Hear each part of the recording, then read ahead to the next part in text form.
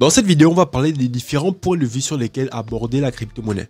Parce que la crypto-monnaie s'aborde sur différents points de vue. Du coup, ça va t'ouvrir l'esprit. Tu vas te rendre compte que waouh, du coup, la crypto-monnaie peut être dans différents domaines comme ça.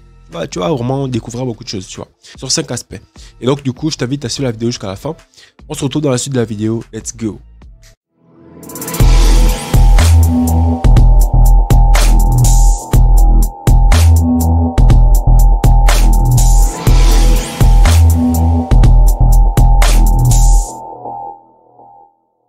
Bonjour à tous et bienvenue sur Crypto Afrique Future. Cette chaîne, on parle de crypto-monnaie en Afrique et on explique à toute la communauté comment la crypto-monnaie fonctionne de façon simple et pratique. Donc si la thématique t'intéresse, n'hésite pas à t'abonner à la chaîne et surtout, active la cloche de notification pour être informé de toutes les prochaines vidéos qui paraîtront sur cette chaîne. Alors les gars, vraiment désolé parce que j'ai des lunettes. J'ai une petite maladie là, donc du coup j'ai dû faire le choix. Soit je restais assis en train d'attendre que la maladie passe avant de faire une vidéo, soit je trouvais un moyen de faire la vidéo. Et le moyen, c'est de mettre les lunettes. Tu vois un peu le truc. Parce que voilà, j'ai un petit souci aux yeux là, j'ai pas envie de vous contaminer. Alors, soyez très attentifs les gars parce que je vais vraiment vous partager plein d'informations. Et je pense que ça va vous ouvrir plus l'esprit sur la façon de concevoir la crypto-monnaie. Tu vois un peu. Alors, le premier aspect dont j'aimerais parler aujourd'hui, c'est un aspect que certainement tu connais déjà, que tu appréhendes, c'est par lequel, je pense que c'est la perspective par laquelle le plus de gens appréhendent la crypto-monnaie en fait. C'est au niveau de la spéculation. Aujourd'hui, la crypto-monnaie est perçue d'abord comme un actif spéculatif qui permet de gagner de l'argent rapidement. Naturellement, on a eu l'avènement de Bitcoin. Bitcoin qui est quitté de moins d'$1 à plus de 20 000 $, 65 000 $. Tu vois un peu que ça fait rêver. Tu te dis, waouh, si j'avais acheté du Bitcoin à cette époque-là, peut-être que moi aussi j'aurais pu être millionnaire. Donc il faut que je puisse trouver une crypto-monnaie qui, comme Bitcoin, prendra autant de valeur pour que je devienne riche. Voilà pourquoi aujourd'hui on est à la course au Shiba Inu, Baby Doge et tout. D'abord la spéculation qui est visible par tous parce que le nerf de la guerre c'est l'argent. Les gens veulent d'abord gagner de l'argent parce que c'est important. Si tu n'as pas d'argent, tu fais rien. Donc il faut comprendre les gens. Et je pense que c'est cet aspect-là qui a permis à la crypto-monnaie de plus se développer parce que c'est par cet aspect-là que les gens ont connu la crypto-monnaie, tu vois. C'est parce que les gens voulaient gagner de l'argent et ils ont entendu dire que ouais gars, si tu investis dans Bitcoin, tu peux devenir riche. Et c'est ça qui a attiré du monde. C'est les bull runs qui ont attiré du monde. C'est l'explosion, la volatilité qui attire, tu vois. Et c'est pas mauvais, hein. Même si c'est vrai que ce n'est pas l'aspect premier qu'il faut voir pour comprendre justement l'évolution technologique qui va se faire. Mais c'est un aspect qui emmène les gens. Et c'est déjà beaucoup. C'est déjà beaucoup que un grand nombre de personnes ont entendu parler de la crypto-monnaie, même si c'est seulement grâce à la spéculation. C'est pas grave. On a des gens qui arrivent dans l'écosystème. Et on a des gens qui vont rester parce qu'il y en a parmi toutes ces personnes qui vont venir, qui vont chercher à comprendre ce que c'est. Et beaucoup de personnes qui vont chercher à comprendre ce que c'est vont tomber amoureux de l'idéologie derrière. Parce que justement, le Bitcoin, ce n'est pas juste un simple actif spéculatif, mais c'est toute une idéologie. L'idéologie qui se résume à un seul mot, la liberté. Donc du coup, j'estime que la spéculation, c'est vrai que c'est un aspect premier qui attire, mais je pense que c'est aussi bénéfique parce que c'est ça qui permet à l'écosystème de se développer. Donc c'est le premier aspect sur lequel les gens appréhendent la crypto-monnaie, c'est par l'aspect spéculatif. Le deuxième aspect, c'est en tant que monnaie. Parce que oui, on va pas se leurrer, le temps passe et les gens commencent à comprendre que le Bitcoin peut être une monnaie vraiment très utile et efficace. Parce que naturellement, pour ceux qui utilisent les services bancaires, on est tous d'accord que c'est compliqué. On est en Afrique ici, plus de 75% de la population n'est pas bancarisée. Pourquoi? Parce qu'il faut des papiers, parce qu'il faut des justificatifs. Lorsque tu fais un envoi, il faut que tu puisses justifier pourquoi tu veux envoyer. Il faut que la personne qui envoie ait un compte en banque aussi. Voilà, il faut payer des frais. La crypto-monnaie te permet d'envoyer de l'argent sans payer des frais exorbitants, sans te justifier. La somme que tu veux, il n'y a pas de plafond. Tu envoies de là où tu veux. Ça veut dire qu'il te suffit d'avoir un téléphone et une connexion Internet pour envoyer et recevoir de l'argent. Les frais que tu dépenses pour envoyer de l'argent et recevoir ne sont pas proportionnels à la somme que tu envoies, mais dépendent juste du réseau. Ça veut dire que tu envoies $1 million ou $1, tu payes les mêmes frais. Et les frais sont en général en dessous de $2, en dessous de $1 même. Donc tu vois un peu que c'est un avantage non négligeable. Et j'ai fait une vidéo dans laquelle j'expliquais que le Bitcoin était la meilleure forme de monnaie. Pourquoi? Parce que le Bitcoin remplit les 5 fondamentaux d'une bonne monnaie. Le fait que le Bitcoin est divisible, parce qu'un Bitcoin peut se diviser en plus de 100 millions de Satoshi. Il faut noter sur un papier. Parce que bientôt le crypto quiz, hein, les gars. Préparez-vous. Vous devez déjà noter tout ça. Donc, un Bitcoin peut être divisé en plus de 100 millions de jetons, de Satoshi. Et du coup, ça fait qu'il y a une divisibilité. Par contre, lorsque tu as de l'or, par exemple, on n'est pas assez divisible que ça. Tu ne peux pas prendre un lingot d'or et le diviser en plusieurs parties. Le Bitcoin, parce que le premier aspect, c'est la divisibilité. Ensuite, on a la rareté. On n'aura pas plus de 21 millions de Bitcoin. Ce qui fait que le Bitcoin est rare et lutte contre l'inflation. Parce qu'aujourd'hui, ce qui cause l'inflation, c'est quoi? C'est l'augmentation de la masse monétaire. Les banques centrales qui impriment de plus en plus d'argent, cet argent-là vient être dilué sur le marché. Et ça n'arrange personne parce que ça crée des inégalités. Les prix qui augmentent. Quand les prix augmentent, c'est le prix de qui? C'est le prix des produits des riches. C'est celui qui est riche, qui a une entreprise, qui vend ses produits, il les fait augmenter, ses prix, il les fait augmenter. Et nous, la classe moyenne et la basse classe, qu'est-ce qu'on fait? On subit la hausse des prix. Donc l'effet continuant, c'est justement cette disproportion-là entre les riches et les pauvres. Les riches deviennent de plus en plus riches d'un côté et les pauvres de plus en plus pauvres. Mais tout ça, c'est à cause de quoi? C'est à cause de l'inflation. Parce qu'on peut produire à l'infini de la monnaie. On peut produire à l'infini des billets de banque. Bitcoin, il n'y en a que 21 millions. Il n'y a pas quelqu'un qui peut faire tourner la planche à billets comme il veut. Donc une bonne monnaie doit être rare et Bitcoin est rare. Au niveau de la reconnaissabilité, le Bitcoin est basé sur la blockchain. La blockchain qui permet de pouvoir retracer les transactions de sorte à ce qu'elles soient infalsifiables. Elles sont consultables par tous, donc un registre distribué et qui est justement transparent. Donc cette caractéristique-là fait que Bitcoin, tout comme les billets de banque, peuvent être reconnaissables. Si on t'envoie un faux Bitcoin, tu sauras que c'est un faux Bitcoin. C'est une caractéristique d'une bonne monnaie. On a également l'aspect au niveau de la transportabilité. Vu que Bitcoin est numérique, il n'y a pas de problème à transporter du Bitcoin. Par contre, si tu as de l'or, pour transporter de l'or, c'est compliqué. Ça pèse. Même au niveau de la survie. Parce qu'une bonne monnaie aussi doit être résistante. Parce que ça ne sert à rien d'avoir une monnaie qui peut s'effriter du jour au lendemain, qui peut se détruire du jour au lendemain. Donc il faut qu'une monnaie soit solide, qu'elle puisse être assez robuste pour pouvoir tenir avec le temps. Tu vois, Bitcoin, vu que c'est numérique, il n'y a pas de ce problème-là, tu vois. Alors que si tu as des billets de banque, ça peut s'effriter. Même si on peut aller les échanger à la banque. Mais Bitcoin a les 5 caractéristiques d'une bonne monnaie. Donc en tant que monnaie, et les gens commencent à comprendre ça, ils ont beaucoup plus d'avantages en utilisant Bitcoin. Parce qu'il y a beaucoup plus de liberté. Quand tu utilises Bitcoin en tant que monnaie, l'État n'a pas le contrôle sur ton argent. Alors que lorsque tu utilises des monnaies fiduciaires, là, par contre, tu vois. Donc ça, c'est le deuxième aspect au niveau de la monnaie. Le Bitcoin, c'est une monnaie qui, justement, est appréhendée, est abordée par les gens qui savent comment utiliser cette monnaie-là. On a les pays comme le Salvador et la République centrafricaine qui, aujourd'hui, ont adopté Bitcoin comme monnaie nationale. Et donc, du coup, ces pays-là, naturellement, permettent aux commerçants et aux particuliers de pouvoir acheter des biens et des services grâce à la crypto-monnaie. Et ça, c'est juste fantastique. Le troisième aspect, c'est au niveau de l'économie. Le Bitcoin, en fait, c'est une nouvelle façon de revisiter et de voir l'économie. Parce que comme j'ai expliqué tout à l'heure, grâce au Bitcoin, on ne peut pas diviser, on ne peut pas multiplier l'argent à l'infini, tu vois. Ce qui fait en sorte que quoi? L'économie actuellement, elle est stimulée par le fait que les banques centrales et les banques et les États et les gouvernements, bref, tous ces gens-là, c'est une mafia, ils vont ajuster les taux d'intérêt à leur guise pour gérer l'économie.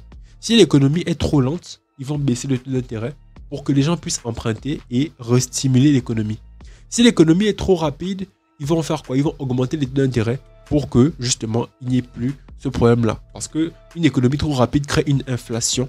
Et l'inflation, c'est la hausse des prix. Et donc, du coup, c'est avec ça qu'ils jouent. Voilà, bref.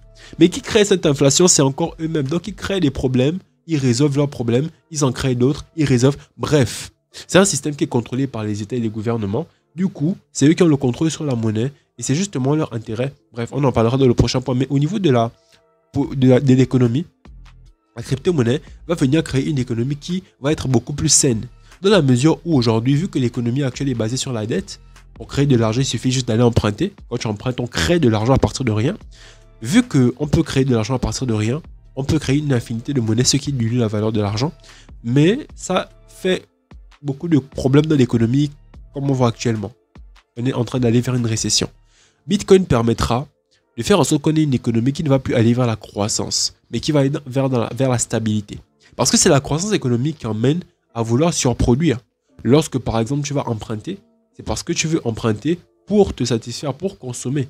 Et quand tu empruntes pour consommer, il faut que tu rembourses. Mais aujourd'hui, peu de gens remboursent. Et vu que peu de gens remboursent, ça crée des dysfonctionnements dans l'économie. Et lorsque la population est incapable de rembourser, qui rembourse? C'est les banques centrales qui vont imprimer de l'argent pour venir régler le problème qu'ils ont créé eux-mêmes. Tu vois. Du coup, c'est compliqué de la gestion de l'économie actuelle, mais Bitcoin pourra faire en sorte qu'au lieu que ce soit la banque centrale qui vienne rembourser, en utilisant une économie basée sur Bitcoin, on aura des gens qui vont emprunter, mais qui seront obligés de rembourser parce que le seul moyen de pouvoir emprunter et de pouvoir rembourser, ce sera de travailler. Parce que c'est en travaillant que l'on a plus d'argent, que l'on génère plus d'argent et donc que l'on peut générer plus de revenus. Du coup, l'économie ne sera plus sur une croissance artificielle. Parce que la croissance actuelle, elle est artificielle. Parce qu'elle est basée sur le fait que les banques centrales peuvent imprimer de l'argent. Donc, s'il y a un problème, à cause justement du fait que la consommation a été mauvaise, la gestion a été mauvaise, les banques centrales viennent à la rescousse en imprimant de l'argent, ce qui vient artificiellement régler le problème. Grâce à Bitcoin, il n'y aura plus ça. Grâce à Bitcoin, le problème sera réglé par le travail. Et c'est le travail qui va emmener une réelle croissance économique et une croissance économique beaucoup plus saine et plus réelle. On n'aura plus juste une illusion, mais on aura la réalité. Bref, c'est un sujet beaucoup plus vaste, mais on va le développer dans les prochaines vidéos. Le quatrième point, c'est sur le point de vue géopolitique. Le Bitcoin, c'est vraiment géopolitique. Hein. J'aimerais vraiment que vous compreniez ce point parce que c'est lié au point précédent. Aujourd'hui, les gouvernements et les États ont le monopole de la monnaie. Et qui a le monopole de la monnaie a le monopole des gens. Du coup, vu que les gouvernements ont le monopole de la monnaie, ils peuvent facilement contrôler les gens. Et quand ils contrôlent les gens, c'est en leur intérêt. Dans leur intérêt, c'est pour avoir plus de pouvoir, plus de contrôle, parce qu'ils ont des choses à imposer. Mais lorsque tu parles de crypto-monnaie aujourd'hui, tu veux venir enlever le pouvoir à l'État sur les gens. Parce que lorsque tu enlèves le pouvoir à l'État sur la monnaie, ben, tu enlèves le pouvoir à l'État tout court. Parce que la monnaie, c'est le nerf de la guerre. Aujourd'hui, il y a deux piliers fondamentaux sur lesquels sont basées les civilisations. La monnaie et la croyance. Donc, pour gérer ça, pour gérer la monnaie, ben, il te suffit simplement de gérer le système qui crée la monnaie. Et pour gérer la croyance, il te suffit simplement de gérer les médias et les réseaux sociaux. Aussi simplement que ça. Qui a le monopole de ça? Je vous laisse la réponse. Bref, donc vous voyez un peu que la crypto-monnaie vient créer un gros problème au niveau de la géopolitique. Voilà pourquoi tu vois que les médias bombardent. Bitcoin pollue. La crypto-monnaie, c'est de l'arnaque. Tu vois la dame là, Lagarde, Christine Lagarde, qui dit que Bitcoin ne sert à rien. Waouh. Waouh. En gros, elle considère que la monnaie fiduciaire qui a perdu plus de 95% de sa valeur dans les 20 dernières années. Je dis bien la monnaie fiduciaire a perdu plus de 95% de sa valeur comparé à l'or. Parce que quand on est quitté de l'étalon or, parce qu'avant, la quantité de dollars était égale à la quantité d'or. Mais quand on a quitté l'étalon or là, l'or a perdu sa valeur plus de 95%. Peut-être même que 95% c'est peu.